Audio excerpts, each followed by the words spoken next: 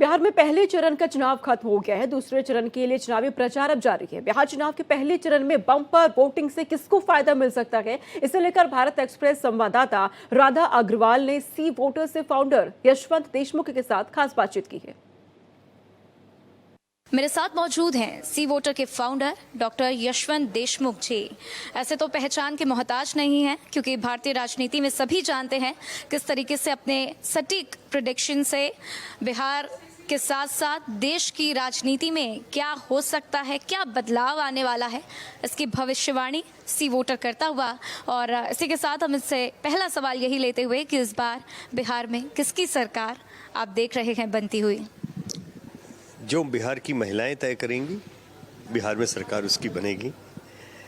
युवा जो तय करेंगे उसकी बनेगी। देखिए, वहाँ पर हमेशा MY कॉम्बिनेशन का जिक्र होता रहा है मुस्लिम यादव के नाते, और मेरा मानना है कि इस बार MY कॉम्बिनेशन नया आया है, महिला और युवा, और इन दोनों कॉम्बिनेशंस का अपने अपने तरीके से असर दिख रहा है।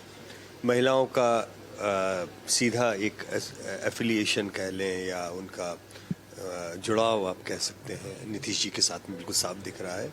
युवाओं के केस में रोजगार के मुद्दे पे तेजस्वी यादव के लिए एक अच्छा खासा ट्रैक्शन दिखा है, लेकिन एक्स फैक्टर के तौर पे प्रशांत किशोर आए हैं।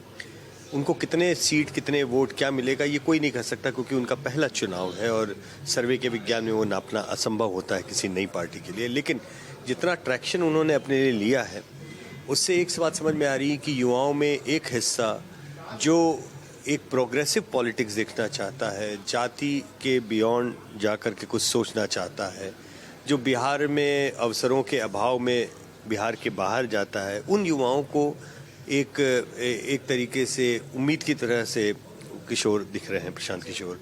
लेकिन जो वहाँ की ज़मीन पर रह गए हैं, जिनको सरकारी नौकरी का अभी भी बहुत बड़ा लोभ है, बहुत बड़ा लालच शब्द नेगेटिवली न लें, जिनकी ज़रूरत है, बेरोज़गारी एक बहुत बड़ा मुद्दा है, तो उनके लिए तेजस्वी यादव भगवान से कम नहीं है अगर वो उनको सरकारी नौकरी देते हैं तो।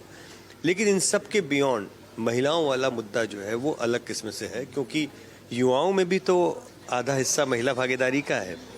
तो ये लोग भूल जाते हैं कि महिलाओं के वोट बैंक में कोई पुरुष नहीं है, लेकिन युवाओं के वोट बैंक में आधी महिलाएं हैं, ये याद रखना चाहिए। बिल्कुल। और देखिए, कल जिस तरीके से हमने देखा कि महिलाओं की भागीदारी 8% ज़्यादा दिखाई दी, उसके बाद से उम्मीदें भी कुछ अलग नज़र आ रही है। लेकिन इस बार हमने देखा कि भारतीय जनता पार्टी ठीक है जाति से ऊपर उठ के बात करती हुई भी नजर आई। स्टार प्रचारकों को उतारा, जिसमें डॉक्टर मोहन यादव, खासतौर से CM योगी आदित्यनाथ बहुत ही महत्वपूर्ण भूमिका निभाते, क्योंकि हम देखते किस तरीके से माफियाओं पर खुलकर बोलते हुए नजर आते हैं। और हमने देखा भी कि किस तरीके से JDU उम्मीदवार अनंत सिंह के ऊपर कार्रवाई की गई। क्या लगता है इसका असर पड़ेगा चुनाव पर? ये तो तय है, लेकिन फायदा किसकी तरफ, NDA की तरफ या महागठबंधन की तरफ? नहीं, ये कहना अलग बहुत मुश्किल है अभी। इसको ऐसे कि निश्चित तौर पर महागठबंधन आगे है या निश्चित तौर पर NDA आगे, ये कहना अभी बहुत मुश्किल है। लेकिन आप पॉलिसी इंटरवेंशंस और पॉलिसी लेवल पे जब आप देखते हैं या प्रचार को आप जब देखते हैं, तो दोनों तरफ से प्रचार तो ज़बरदस्त हुआ है। और राजनीति में एक बात हमको पता है पूजा, कि जो ज़मीन पे चप्पल घिसेगा उसको फ़ायदा होगा। तो जब तक राहुल गांधी जी चप्पल घिस रहे थे, जूते घिस रहे थे, उनका भी ग्राफ बिहार में बढ़ा। तेजस्वी यादव जब तक लगे थे तो उनका भी बढ़ा। इस उम्र में नीतीश कुमार जिस तरह से लगे हैं, दरअसल वो बहुत ज़्यादा चमत्कारी है, बहुत आश्चर्यचकित करने वाला है। क्योंकि बीच में पटना में था, 3 दिन तक पानी खूब बरसा, सारे हेलीकॉप्टर की उड़ानें रद्द हो गई, तो बाकी युवा नेता जो घर बैठे रह गए, और नीतीश कुमार जो है वो 300-300 किलोमीटर जो है गाड़ी में बैठकर प्रचार करने चले गए। तो ये हमारे पूरब में कहा जाता है ना, पुराना घीव बोल रहा है। वो नए जो युवा लोग हैं, उनको भी ये सीखने की ज़रूरत है कि हेलीकॉप्टर के मोहताज ना हो। हेलीकॉप्टर ना भी हो तो गाड़ी होती है, गाड़ी ना भी हो तो 11 नंबर की बस होती है, जिसे पैदल चलना कहा जाता है, चल के भी प्रचार होता है। बिल्कुल। अब देखिए, नीतीश कुमार पूरी ताकत तो झोंक रहे हैं, लेकिन जिस तरीके से मैसेजिंग हुई है, या महागठबंधन भी लगातार NDA का घेराव करती हुई कि नीतीश कुमार के चेहरे पर चुनाव तो लड़ रहे हैं लेकिन मुख्यमंत्री नहीं बनाएंगे। अब ऐसे में आप किसे देखते हैं बिहार का अगला मुख्यमंत्री, अगर NDA आती है तो?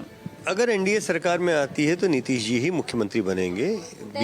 तय है, कोई इसमें उनके पास में कोई ऑप्शन नहीं है। विधायकों की संख्या घट गई तो उससे कोई फर्क नहीं पड़ेगा, कारण उसका बहुत साफ है। देखिए, बीजेपी की रणनीति या बीजेपी की मातृ संगठन की रणनीति बिहार के अगले 20 साल की है।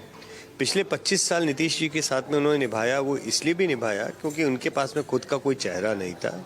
दूसरा, कुर्मी कोयरी कुशवाहा जो एक ईबीसी नॉन यादव ओबीसी वाली जो पैठ थी, जो गुडविल नीतीश कुमार की थी, अब जीवन के इस दौर में आ करके जहां बीजेपी के रणनीतिकार अगले 25 साल की राजनीति तय कर रहे हैं, उसमें वो नीतीश जी के साथ में कमाई हुई इस राशि को लुटाना नहीं चाहेंगे। वो ये नहीं चाहेंगे कि इतने बड़े वोट बैंक को इस काल में और आने वाले समय में इस तरह से याद किया जाए कि नीतीश जी की पीठ में बीजेपी ने छुरा घोंप दिया। तो अगर उन्हें 25 साल की राजनीति प्लान करनी है और इस वोट बैंक को अपने साथ में लेना चाहते हैं, तो उसका सीधा मतलब है कि वो नीतीश जी को सराखों पे रखेंगे, उनको बाइज्जत अपने। और नीतीश जी रिटायर तभी होंगे जिस दिन नीतीश कुमार चाहेंगे कि मैं रिटायर हूँ। नीतीश जी को दूसरा कोई व्यक्ति रिटायर नहीं कर सकता। बिल्कुल। और देखिए 11 नवंबर को दूसरे चरण के मतदान होंगे और इसको लेकर सी वोटर क्या प्रेडिक्ट करता है, कितनी परसेंटेज महिलाओं की, पुरुषों की और ओवरऑल टोटल? मेरे ख्याल से जो पहले दौर का जो आया है वैसा ही मैं मानता हूँ दूसरे दौर में भी भागीदारी बनेगी, बल्कि हो सकता है कि थोड़ी और बढ़ ही जाए, क्योंकि पहले दौर के आंकड़ों को देख करके जो उत्साह आया है, अच्छा हाई इन टर्नआउट में दोनों तरफ उत्साह आता है। वो लोग भी उत्साहित होते हैं जिनको लगता है एंटी इनकम्बेंट टर्नआउट है, तो उत्साहित दोनों साइड के लोग रहें, लोकतांत्रिक प्रक्रिया है। लेकिन बिहार की जनता को इस बात के लिए फुल मार्क्स देने चाहिए कि जिस समय एक पूरा प्रचार चल रहा था कि लोगों का विश्वास चुनाव प्रक्रिया से उठ गया है, उस समय बिहार की जनता 70-80 साल के सबसे बड़े रिकॉर्ड मतदान के ध्वस्त करती है। इसका मतलब साफ है कि बिहार की जनता का लोकतंत्र में भरोसा है, लोकतांत्रिक प्रक्रिया में भरोसा है और लोकतांत्रिक संस्थाओं पे भी भरोसा है। तो चुनाव आयोग को कल एक दुर्घटना, कोई खबर ऐसी नहीं आई जिसके लिए बिहार कुख्यात रहा है चुनाव के दिन का। जिस तरीके से लोगों ने वोट डाला है, टर्नआउट के फिगर इस बार पूरी प्रक्रिया उन्होंने बदली और ये नया नियम बनाया कि जब तक वो सिस्टम में दाखिल नहीं कर देंगे तब तक वो वहाँ का जब काम रैप अप नहीं करेंगे पीठासीन अधिकारी। तो कल देखिए कोई इस बात का हल्ला गुल्ला नहीं था कि वोट शेयर जो है 6 बजे के बाद में एकाएक बढ़ गया और कितना, ये सब कुछ चिलबहाट कुछ भी नहीं हुई, जबकि पहले भी होनी नहीं चाहिए थी। लेकिन जो उनकी प्रोसीजरल प्रॉब्लम थी उसको इस बार उन्होंने दूर किया और ज़्यादा ट्रांसपेरेंट बनाया। तो दरअसल बढ़ा हुआ टर्नआउट बिहार की जनता की जीत है और चुनाव आयोग की जीत है। और देखिए यशवंत जी, चुनाव आयोग तो कह रहा है कि हमने घुसपैठियों की वजह से SIR की प्रक्रिया करवाई, अन्य राज्यों में भी करवाने की यही वजह है।